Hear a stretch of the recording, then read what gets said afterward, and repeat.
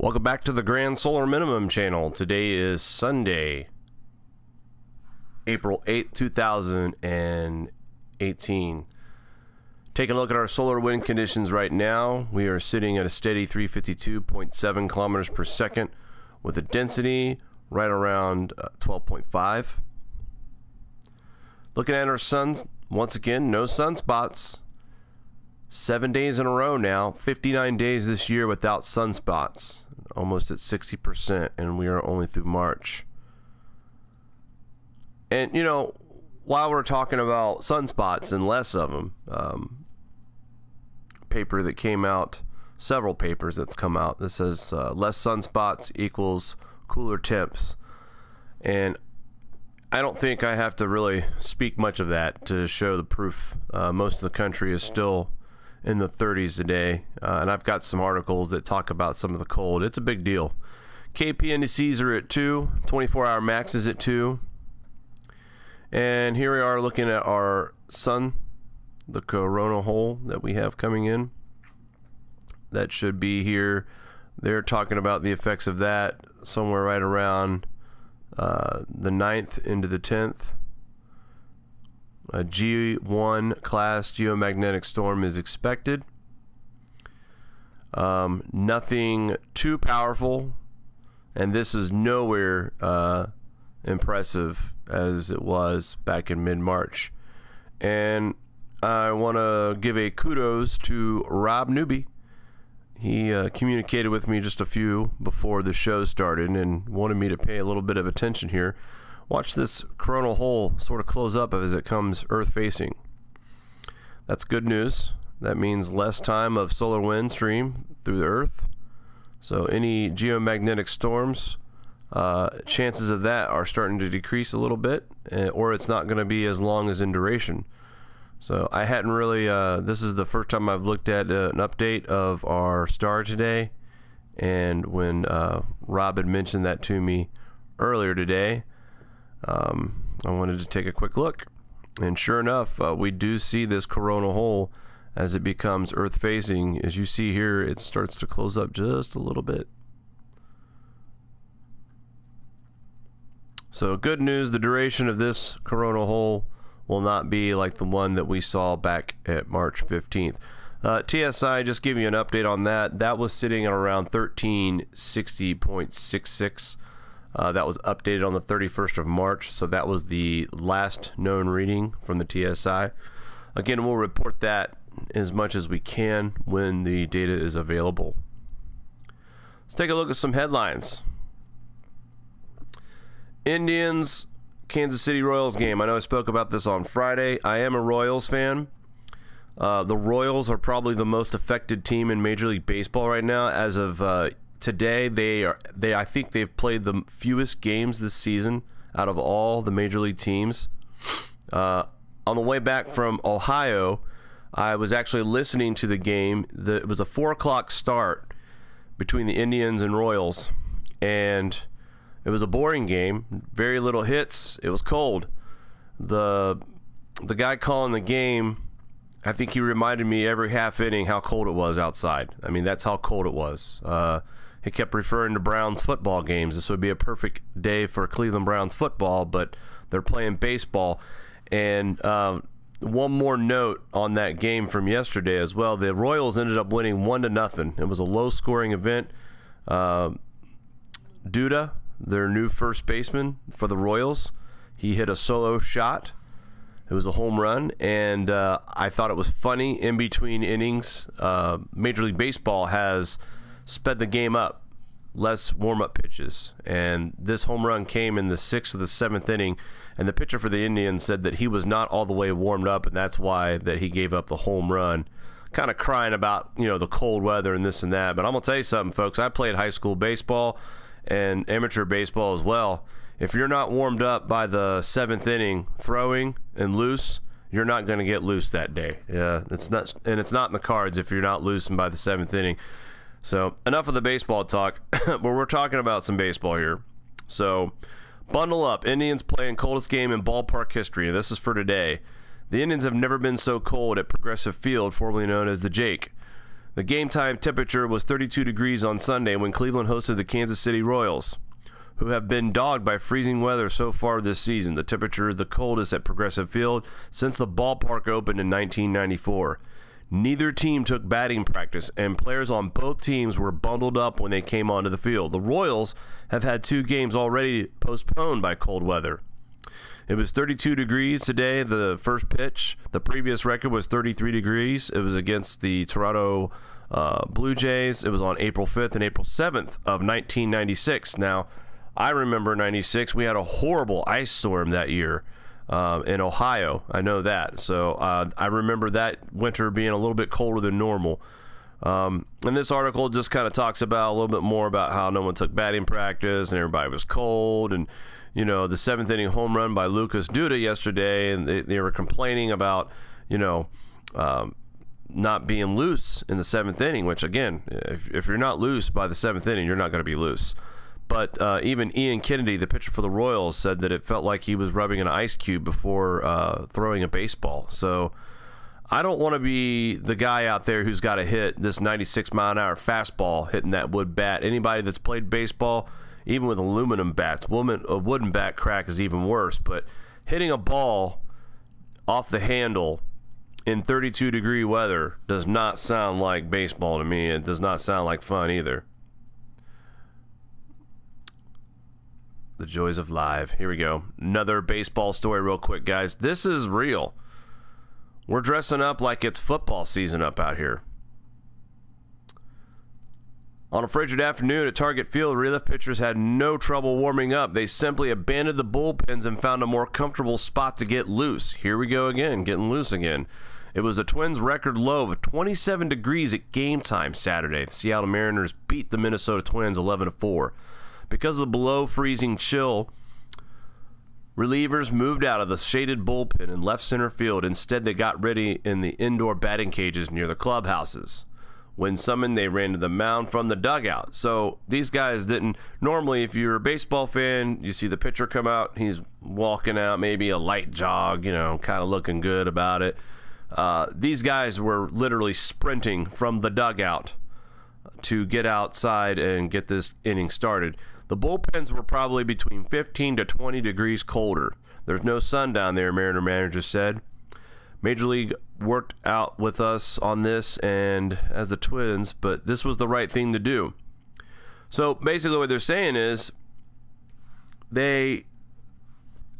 all these sporting events, these leagues have strict rules where they can warm up, and they actually had to get in contact with people in Major League Baseball to allow them to warm up in the indoor part of the stadium instead of in the bullpen where these pitchers originally do it. Now, this first pitch temperature beat the mark of 31 degrees, a game in 2014, when the Twins began playing outdoors in 1961. But from 82 to 2009, they were inside the Metrodome. They've only been outside here recently. Coors Field in Denver holds the Major League low with a 23-degree day in April of 2013 when the Braves visited the Rockies. Just some really crazy stories here. Not only with once but twice. We've talked about baseball on our update now at least 3 times, and it's April 8th. It should start to warm up a little bit, but we'll continue to monitor this as more baseball games are being affected this spring. And if it's not going to be the cold, it will be the rain. Speaking of rain, hailstorms watch out farmers' hopes. A hailstorm which lashed most parts of, what is that, Kionjar?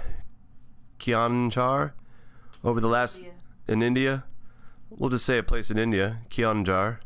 Over the last 3 days has caused extensive damage to crops and vegetables. The crop damage has broken the economic backbone of thousands of farmers. Reports said thunderstorm and squalls Thursday evening hit rabbi crops, especially vegetables like tomatoes, drumstick, bitter gourd, and ladyfingers. Extensive crop loss was reported. This is a different article, so this is the second crop loss I have for you guys tonight. It says here that green grams, black grams, mustard, watermelon, vegetables, and sunflowers were completely damaged. Over 70 farmers were affected. He's quoted here, "We had grown crops with loans. Now we will not be able to pay off our borrowings. All our hard labor and borrowings went down the drain," said a local farmer. This reminds me of the problem that they're having in China right now, where they came up around 9 million metric tons short on their output from last year. And Mari and I were briefly discussing this before we got started. You know, the real victim, and she said something that was really true as well, but the real victim here is these farmers. When we start losing crops and nobody is funding their losses anymore, and their banks are defaulting on their loans and their houses because they've mortgaged their future to get this year's, you know, capital raise to, you know, get this crop going. And there are spots in China as well where they're not being funded anymore. Some of the government has taken away some of the funding. So what happens is these farmers just go away. They disappear. They don't farm anymore. And Mari had made the comment about, you know, after reading this, saying that, you know, won't be able to pay a loan, won't be able to pay a borrowing. And, you know, she says it's a shame, another lost farmer. And what she meant by that was that here, you know, this is a farmer who will likely will have to be forced out of the farming business because it's not making any money for him or his family. So it's all over. And here's another story: 30% wheat crop damaged. Another small squall accompanied rainfall and hailstorm on Friday night. Let me zoom that back out a little bit here so we can read this. Farmers claiming that the unexpected change in the weather is likely to cause 30% dip in wheat crop yield this year. Now this is in India as well. So here's two stories out of the same region, and we're talking 30% of wheat crop loss. This man here says 70% of his crop has been damaged by the rainfall and hailstorm. Moisture will blacken the wheat, and there won't be any takers for it in the market. So it's basically, it's damaged in more than one way. Farmers in the nearby areas like Madura, Algareth, and Kasaganji have also reported crop loss. It's not just wheat, but also other crops like pumpkin, etc. And they've all been damaged from the rain. Now, apparently, any of these crops that were standing were now either dealing with floodwaters or hail damage. They received around 6.4 millimeters of rain on Friday. And it says here, rural areas also witnessed hailstorms, resulting in extensive crop damage. And I found this here a couple days ago, and I meant to share it with everyone. And I just want to read. This is the mentality, and this is what saddens me the most. This is a judge. He's like a kid who loves science. Only his class is a federal courtroom, and his teachers are the world's sharpest minds on climate change. He screened Al Gore's Inconvenient Truth, the 2006 documentary about the way global warming affects the environment, before Wednesday's hearing, and spent time watching National Geographic programs on volcanoes and the Great Barrier Reef to prepare. He even dressed the part for a presentation by attorneys for Chevron Corporation and leading scientists studying the issue. He says, "I wore my science tie today," says the judge. "Look, there's the sun, there's the earth. I hope someone noticed." Another example of just, in my opinion, ignorance. You know, that's I'll read on a little bit more. First of all, the guy used an Al Gore movie to prepare for his hearing with Chevron. The 5-hour tutorial was meant to serve as an informational foundation for litigation in which San Francisco and Oakland seek to hold 5 of the world's biggest energy company financial liable for the cost of protecting local residents from rising sea levels. So in other words, this lawsuit is trying to hold these oil companies accountable for rise of sea levels. The session also highlighted just how engaged the judge is in this case.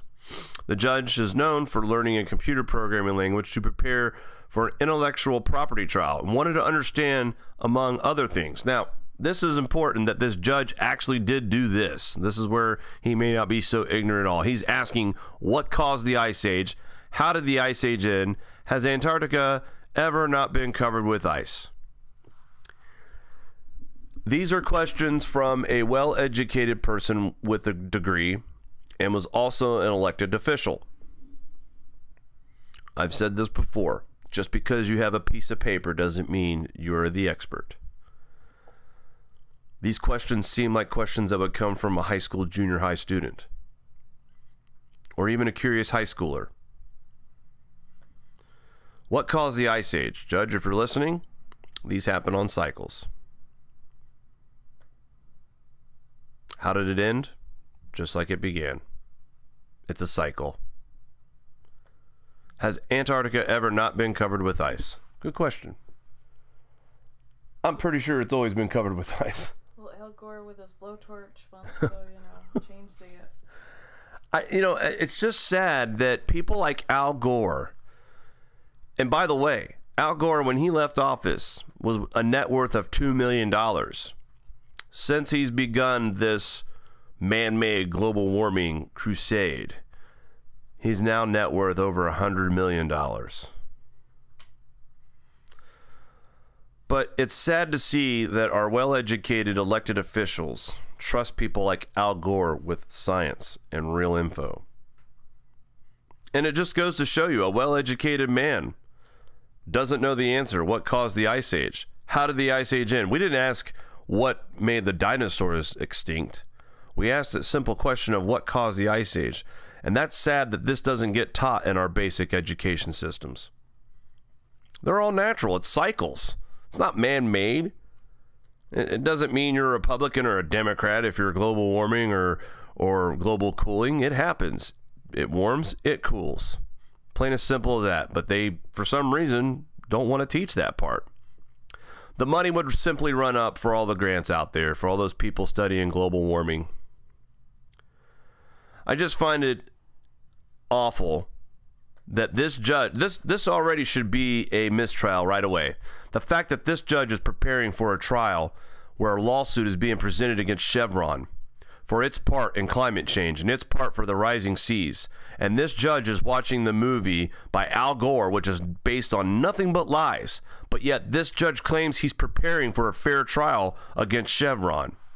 There's nothing fair about this when you have to watch that garbage before the trial starts. Automatically, you're already being poisoned with a bunch of lies and garbage that CO2 is a pollutant. And I also would like the judge to make sure he goes and finds that sea rise proof that these residents are claiming about. Sorry, done with my rant. Moving on here. Scotland spring weather is set to be the coldest for 39 years as more snow is expected to hit. Again. Scotland is facing the coldest spring in 39 years, forecasters have warned. The country is on course for a severe cold snap with snow expected on a high ground over the coming days. The Met Office has warned that up to 2 weeks of freezing temperatures could lie ahead due to unusual polar conditions. The phenomenon known as a sudden stratospheric warming saw a warming of usually colder air over the North Pole last month. Yes, we remember that. It will move bitter low Arctic level conditions south to chill Scotland. The effects could last until next week. I'm sorry, till next month. Am I reading this right, Mari? Scotland is looking at that cold of a weather? Let's check the date on this, folks. It was dated, when I pulled it up, it said the 8th. That one. It's incredible. And it said that they're going to have record cold. It's going to be the coldest it's been in 39 years. Scotland's already saying, yeah, it's going to be cold. We're going to say it right now into next month. Not wasting any time. That's some serious news, folks. The conditions mean Scotland's snow resorts plan to stay open through the summer. All 5 resorts. The weather outlook forecaster Brian Gaze said spring looks cold for Scotland and further chilly spells are possible. Colder air could be pulled in from the northeast during the next few weeks. A Met Office forecast warned from April 21st to May 5th. Signals suggest temperatures around or below average, the Met Office said. Sudden stratospheric warming disrupts normally westerly winds in the stratosphere. This is associated with persistent easterly and northeasterly winds, bringing cold air over the UK. So we've seen the beast from the east, and then we saw the beast from the east 2.0. And now, I guess we can call this Mayday, since we are now expected to stay cold in Scotland through May. Another interesting number here. U.S. employers added a disappointing 103,000 jobs in March. Cold weather cited as the reason. Cold weather. Employers added a disappointing 103,000 jobs in March as colder weather appeared to be the crimp hiring after solid employment gains for the first 2 months of the year. The unemployment rate, which is calculated from a different survey, was unchanged at 4.1%. The economists expected 185,000 jobs, so we were about 72,000 under. Wage growth is up, and this goes into talk about industries and stuff like that. But listen, guys, here we go. We've already talked about the food aspect of what's going to happen into the grand solar minimum. I love these adverts. What did you do? You went and clicked on it. I did. Jake. I just want it to stop. I just want it to stop. All right, so March's numbers are down 103,000 jobs. Last year, we're still up from 17, which we had 73,000 jobs only added. So what was their excuse last year? I just find it weird that for once we're blaming cold weather on something, and this is the first time they're finally telling the truth. But cold weather, inclement weather, not just the cold, but the rain, the floods, the hurt. I mean, everything is being delayed right now. Anywhere from planting farms to building, construction, concrete work is being delayed. You can't pour concrete in the rain. So I can only imagine this is the time of the year where our physical labor starts up a little bit more than usual. You got more construction going on, that kind of stuff. But when you have temperatures in March and especially in April, you know, a lot of these guys have to sit on the couch and wait for that phone call. Hey guys, the weather's finally going to cooperate. Let's get to work. But just another fact here, the grand solar minimum, we've talked about food shortages. And could this be the first indication that the weather is affecting our job sector? Very curious to see. We had a strong month in February, an amazing month. We added over 300,000 jobs. But like I said, this is the time of the year where we start hiring for that springtime work, the labor in the fields. You got your landscaping companies getting going right now, and simply they are being delayed. And at this rate right here, I know us here in the Northeast, May seems like a reasonable month for it to warm up. Let's take a look at our weather here at tropicaltidbits.com. We got that big system that just moved out over the East Coast. We've got some snow over the Midwest, but if you guys notice, as I move this forward, that snow diminishes and turns into nothing by early Tuesday. We're looking at light scattered snow showers across the country in the northeast section of Pennsylvania, actually the southern part of Pennsylvania, and maybe some minor lake effect snows in Michigan and northern Ohio. Other than that, we are quiet. Enjoy it. Tuesday is the only day of the week that we do not have any action, because as you see here into Wednesday, the Northwest starts it up again. We get snow showers in the Northeast, and our next system comes across the country by late week Thursday, where we have some rain in the northern tier of Michigan, Wisconsin, and once again some snow to the upper elevations of the Northwest and of course the northern plains. But so far, the South and the Midwest, we stay dry until next weekend. We finally see our first system of the week, which is not normal for us right now, and that's how shell-shocked we are. We are used to seeing 2 to 3 systems moving through a week. This is the first time we've seen only one system at a time in a long time. So here we are Wednesday, snow in the northern part, we get flooding rains across the Mississippi Valley into the Ohio Valley. And by Sunday, that back end, still cold enough to see snow on the back end of this. And this is April 15th. We see a lot of moisture in the southeast and in the Gulf. Florida, you get your dose. I know you guys need the rain too. You've guys got some fire dangers going on. And of course, Georgia, South Carolina, North Carolina, looks like you guys are expecting a big soaker. So the end of the week, next week, ends on a bang. This storm develops on the coast. Excuse me. As we go through Sunday into Monday, you see this line of moisture all the way up the East Coast. And next Monday, April 16th, it'll be cold enough to see snow in western New York, western Pennsylvania, and parts of New England as this storm intensifies as it moves out of here Monday. Again, with the temperatures in the mid-30s and lower 40s, if it does snow, it'll go away. Friday, we got 2 to 3 inches. It was all melted by the end of the afternoon. So really, looking into the future cast, into the 17th, the 18th, that snow stays in Canada. We've got some rain showers developing across the east, moving out by the end of that week, and by April 20th, which is Friday, starting to look a little bit more like normal spring now. Let's see what the temperatures look like, because we know the moisture is hopefully going to stop with the snow. Now let's take a look and see if our temperatures get any better in the near future. And according to that, it looks good at the end of the month. But right now, we're still dealing with cold air, and lots of it. And as we take a look at today, most of the country in the East Coast, I mean, it feels like a December day here for me anyway. The heat's been on, what, 33 degrees was the high here in Buffalo. Very odd. And as we go through Tuesday, starting to see a little bit more normal-like temperatures across the Ohio Valley, Kentucky, Indiana, Illinois, even up in the Northeast. We're starting to see that 30 pattern getting broke a little bit. The 40s are starting to mix in with some low 50s as well. And as we progress throughout April, let's hope and keep our fingers crossed. I said this last week. I thought the warm-up would be on the 13th. It's now starting to look like the 14th.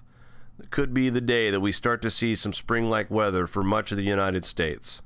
And with the moisture forecast, it does look like that we might get some nice days coming up here as well. So here's keeping our fingers crossed. There does look like light to be at the end of the tunnel, but my goodness, looking at April 15th, that dip in the trough at night where we get freezing temperatures overnight still. But looks like our daytime highs will rebound into the 30s, 40s, and 50s. And across the central part of the country, we'll be seeing 70s and upper 60s as well by mid-month here in April. So it's promising. I'm seeing more yellows and oranges and reds than I have in the last few times that I've run this forecast back and forth. So with that being said, I think that's all I wanted to go over for tonight. Mari, was there any questions or anything that we could kind of address now, or? I just want to see, like, no one knows what memes are. Like, I said, have you seen my cat memes and all that? And no one knows. I just want to show them one, Jake. I won't go crazy and drive it nuts. We have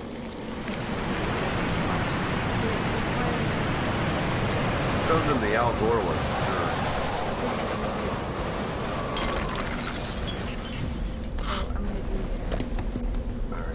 Is this the window? Yep. Okay, so, all right. So this is, I tried to get the attention of my family today and my friends and family on Facebook, because I share a lot of GSM stuff on Facebook, and I'm like, no one cares. You know, what does a girl do on Facebook when no one cares? Now, yesterday I shared a silly cat meme, and that got shared and liked. And I'm like, okay, today is the day where they're gonna care. And I made these cat memes. So, okay, I just said I was gonna show one. I'm gonna show them all. There's this one. This is frozen Al Gore on a cucumber. And then that made me laugh because I thought about cool cucumbers. And what was your favorite one, Jake? It was the Al Gore one. The Al Gore one? Yep. Did I pass it already? Yep. I wasn't paying attention. Oh, I was too concerned about the cool as a cucumber Yep. thing. That's all I have. I can't see the chat, but go back to the Al Gore one for let's me. go to the Al Gore. All right. Thank you. Are we going to close on that, Jake? I'm probably going to close. Check the chat. I want to zoom on that too. Just get a good look at this cat, guys. He's seriously You can see. I think the cats emote more seriousness about the issue. Now, I'm getting made fun of on some of these climate change groups. The global warmists are calling me, some nasty stuff on social media. I'm just trying to, have a laugh. That's all. It was a joke. This is definitely, I'm going to get this tattooed on my back, across my shoulder blades, the entire image here. So we will get that tattoo live for you when that happens. Until then, guys, have a great rest of your weekend. Enjoy what's left, and we will talk soon.